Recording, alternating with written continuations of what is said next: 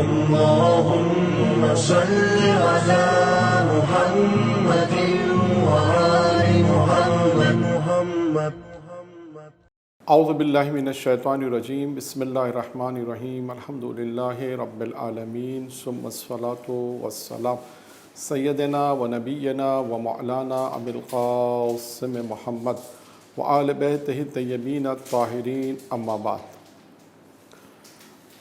آج آپ کے سامنے جس روایت کو پیش کرنا ہے وہ ایک ایسی روایت ہے کہ جس میں وہ عمل بتائے گئے ہیں کہ انسان شیطان کا مقابلہ کیسا کر سکتا ہے، کیونکہ انسان کی جو پوری زندگی ہے وہ عمل میں ہے، اور شیطان دوسری طرف انسان کو بہکاتا ہے اور پوری کوشش یہ کرتا ہے کہ انسان پر کسی طرح تسلط حاصل کر لے.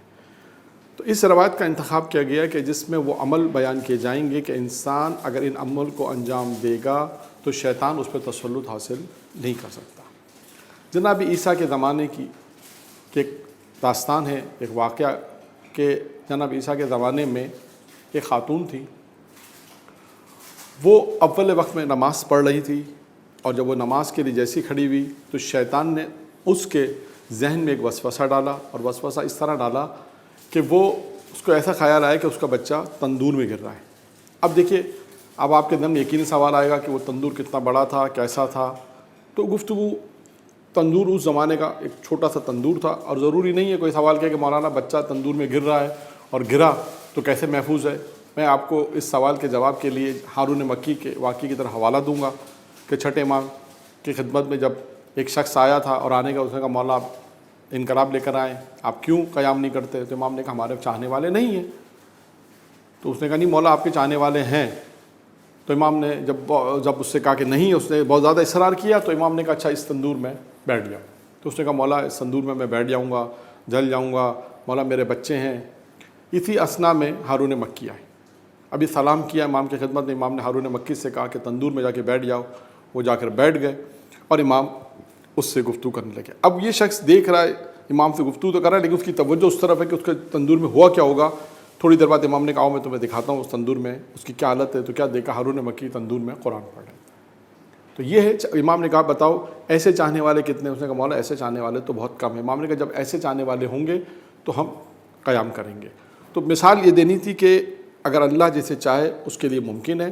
بچہ تندور میں گرا، وہ عورت کو شیطان نے وسوسہ کیا، لیکن اس نے اپنی نماز کو کنٹینیو کیا. جیسی بچہ گرا تندور میں، بچے کی رونے کی آواز بلند ہوئی، اور اسی اسنا میں اس کا شوہر داخل ہوا گھر میں. جب شوہر آیا اس نے دیکھا کہ بچے کی رونے کی آواز آ رہی ہے لیکن بچہ نظر نہیں آ رہا. دیکھا تو تندور میں اسے اٹھایا اور تعجب ہوا کہ اسے کوئی نقصان نہیں پہنچا. اور اس کے بعد وہ جناب عیسیٰ کے پاس گیا اور سارا ماجرا بیان کے جناب عیسیٰ کے پاس. جناب عیسیٰ نے کہا یقیناً تمہاری بیوی نیک ہے اور نیک عمل کو انجام دیتی ہے، جس کی بنا پر پروردگار عالم نے اس بچے کو آگ سے محفوظ رکھا ہے. جناب عیسیٰ آنے کے بعد اس خاتون سے کہا کہ بتا تو کن کاموں کو انجام دیتی ہے کہ یہ ماجرا پیش آیا. اس نے کہا نہیں میں کوئی خاص کام انجام نہیں دیتی ہوں. لیکن جب جناب عیسیٰ نے بہت زیادہ اصرار کیا تو اس نے کہا کہ میں ان کاموں کو انجام دیتی ہوں. جناب عیسیٰ نے پوچھا تو اس نے پھر بیان کیا. اس نے کہا پہلا کام یہ ہے کہ میں دنیاوی کاموں کو ترجیح نہیں دیتی ہوں آخرت کے کاموں کے پر. یعنی میں آخرت کو ترجیح دیتی ہوں دنیا کے کاموں پر. یعنی میرے سامنے اگر دو کام ہو، ایک دنیا کا اور ایک آخرت کا ہو، تو میں آخرت کے کام کو ترجیح دیتی ہوں. اور انسان روایت میں ہے کہ انسان کا ایمان ہونے کی ایک علامت یہ بھی ہے کہ مومن کے سامنے اگر دو چیزیں ہوں، ایک دنیا کی اور ایک آخرت کی ہو، تو ایمان کا تکمیل اس صورت میں ہوگا کہ جس صورت میں وہ آخرت کے کاموں کو ترجیح دیتا ہے.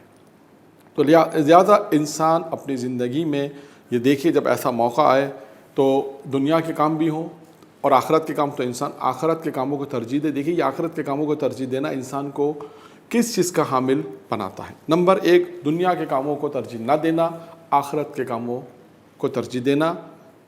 نمبر دو، ہمیشہ باوضو رہنا. کہا کہ میں ہمیشہ باوضو رہتی ہوں. خود ایک باوضو رہنا روزی میں برکت کا باعث بھی ہے. انسان ہر وقت طہارت کے ساتھ رہتا ہے، باوضو رہتا ہے، یہ بھی انسان کو ایک مقام تک پہنچاتا ہے. تیسری چیز ہے جناب عیسیٰ اس نے بیان کی، تیسری چیز یہ ہے کہ اول وقت میں نماز پڑھنا. دیکھیے اول وقت میں جب انسان نماز پڑھتا ہے اس کے بہت سے فوائد ہیں. آغا قاضی جو بہت اپنے زمانے کے بہت بڑے عارف تھے، امام خمینی کے خوئی کے استاد بھی رہ چکے ہیں، نجف اشرف میں وادی السلام میں ان کی قبر ہے۔ قاضی بیان کرتے ہیں کہ جو شخص اول وقت میں نماز پڑھے اور اپنے اندر اگر کرامت نہ دیکھے تو مجھ پر لعنت کرے۔ دیکھیں اول وقت میں نماز پڑھنے کا کتنی فضیلت ہے۔ تہران کا ایک شخص، جب تہران ایک شخص تھا، بوڑھا تھا، وہ بیان کرتا ہے کہ وہ جب مسجد میں جاتا تھا تو مسجد کھلنے سے پہلے وہ مسجد کے گیٹ پر ہوتا تھا، ظہر کی نماز میں، مغرب کی نماز میں، فجر کی نماز میں۔ تو لوگوں نے اس سے سوال کیا کہ کیا وجہ ہے کہ تم ابھی مسجد نہیں کھلتی، اذان نہیں ہوتی اور تم نماز کے لیے آ جاتے ہو، کیا وجہ ہے؟ سوال پوچھا کہ اول وقت میں نماز پڑھنے کی اتنی تم کیا تاکید ہے؟ تو یہ شخص بیان کرتا ہے کہ جب میں اپنے جوانی کے زمانے میں مشہد میں تھا تو اس وقت میں نے ایک آیت اللہ حسن ناخودی سے 3 عمل کے لیے درخواست کی تھی۔ میں نے ان سے کہا کہ مجھے 3 عمل درکار ہیں۔ نمبر 1 ایک شادی میری نہیں ہوئی، نمبر 2 کاروبار مجھے اچھا مل جائے، اور نمبر 3 حج میں نے نہیں کیا، میں چاہتا ہوں حج کروں۔ کہتے ہیں انہوں نے کہا کہ اگر تم ان 3 کاموں کا انجام دینا چاہتے ہو تو تینوں کا فارمولہ ایک ہی ہے کہ اول وقت میں نماز پڑھو، یہ 3 چیزیں تمہیں مل جائیں گی۔ اور وہ بوڑھا شخص یہ کہتا ہے کہ میں نے بہت ہی کم عرصے میں اول وقت میں نماز پڑھی اور ان 3 چیزوں کو پا لیا۔ تو یہ ہے میری اول وقت میں نماز پڑھنے کی وجہ کہ اس فضیلت ہے، اور جو چیزیں مجھے چاہیے تھی وہ اول وقت کی نماز کی وجہ سے مجھے وہ حاصل ہو گئی۔ چوتھی چیز جناب عیسیٰ کو اس نے بیان کیا کہ چوتھی چیز اس خاتون نے بیان کی کہ کوئی اگر مجھ پر ظلم کرتا ہے تو میں اپنا معاملہ اللہ پر چھوڑ دیتی ہوں۔ میں کہتا ہوں پروردگارہ تو ہی اس سے حساب کتاب کرنا، تو ہی اس سے نمٹنا، جیسے آج ہم کہتے ہیں تو ہی اس سے نمٹنا۔ یہ اس شخص نے مجھ پہ ظلم کیا ہے اور وہ اللہ کے سپرد اپنے معاملے کو اللہ کے سپرد کر دیتی ہے۔ 5ویں چیز کیا ہے جناب عیسیٰ کو جو اس نے بیان کی، کہا کہ اللہ کی رضا پہ راضی رہتی ہوں، میں اللہ کی رضا پہ راضی ہوں، جیسا میرا پروردگار چاہتا ہے دنیاوی کاموں کے اندر میں اللہ کی رضا پہ راضی رہتی ہوں۔ جناب داؤد نے پروردگار سے سوال پوچھا کہ خداوند جنت میں میرا پڑوسی کون ہے؟ جناب داؤد نے پروردگار سے سوال کیا کہ خداوند جنت میں میرا پڑوسی کون ہے؟ تو جناب داؤد نے کہا فلاں مقام پہ جاؤ، فلاں خاتون ہے، وہ جنت میں تمہاری پڑوسی ہے۔ پہنچے جناب داؤد نے کہا کہ تیرا یہ مقام ہے کہ جو جنت میں میری پڑوسن ہے، لیکن یہ بتا کہ تیرا کون سا عمل ہے؟ اس نے کہا میرا کوئی عمل نہیں ہے، لیکن کہا کہ نہیں، یقیناً کوئی تیرا عمل ہے جس کی وجہ سے تو جنت میں میرے پڑوس میں ہے، کیا وجہ ہے؟ تو اس خاتون نے کہا کہ اللہ کی طرف سے جو مصیبتیں مجھ پر آتی ہیں میں اس پہ صبر کرتی ہوں، اللہ کی رضا پر میں راضی رہتی ہوں، اور یہ بھی کہا کہ میں اس کے دور ہونے کی بھی دعا نہیں کرتی۔ یہ کہتی ہوں پروردگارہ جب تک تو چاہتا ہے یہ مشکل پریشانی ہے اس میں رہ تو میں اللہ کی رضا پہ راضی رہتی ہوں۔ تو دیکھیے یہ وہ عمل ہے کہ اللہ کی رضا پر اگر انسان راضی رہے تو انسان کو کتنا فائدہ پہنچتا ہے۔ اس کے بعد ہے چھٹا عمل یہ ہے، وہ بیان کرتی جناب عیسیٰ سے کہ یہ چھٹا عمل وہ ہے کہ جب میرے دروازے پر کوئی آتا ہے تو میں خالی ہاتھ اس سے نہیں لوٹاتی، میں کچھ نہ کچھ اسے دے دیتی ہوں، کچھ نہ کچھ عطا کرتی ہوں۔ اور آخری عمل جو اس نے بیان کیا، یعنی 7 عمل ہیں، 7واں عمل ہے نماز شب کو میں ترک نہیں کرتی، نماز شب کو میں کنٹینیو پڑھتی ہوں۔ یعنی دیکھیے یہ 7 عمل وہ ہیں کہ جو خاتون نے بیان کی۔ اب جناب عیسیٰ نے کیا کہا، یہ جواب ہے۔ جناب عیسیٰ نے کہا، اس کے شوہر سے کہا کہ تیری بیوی میں وہ خصوصیات ہیں جو ایک نبی میں ہوتی ہیں، اگر اللہ عورتوں کو نبی بناتا تو یہ نبی بنتی، لیکن یہ خصوصیات وہ ہیں کہ شیطان اس پہ تسلط نہیں کر سکتا۔ دیکھیں اصل موضوع ہمارا یہ تھا، شروع میں ہم نے اعلان کیا کہ وہ کون سے 7 عمل ہیں جس کی بنا پر انسان شیطان پر تسلط حاصل نہیں کر سکتا۔ یہ 7 عمل اس خاتون نے بیان کیے۔ جناب عیسیٰ نے کہا کہ یہ وہ 7 عمل ہیں کہ جس کی بنا پر انسان پر شیطان تسلط نہیں کر سکتا۔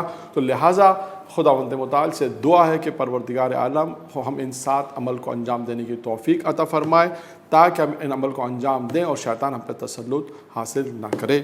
وآخر دعوانا الحمدللہ رب العالمین۔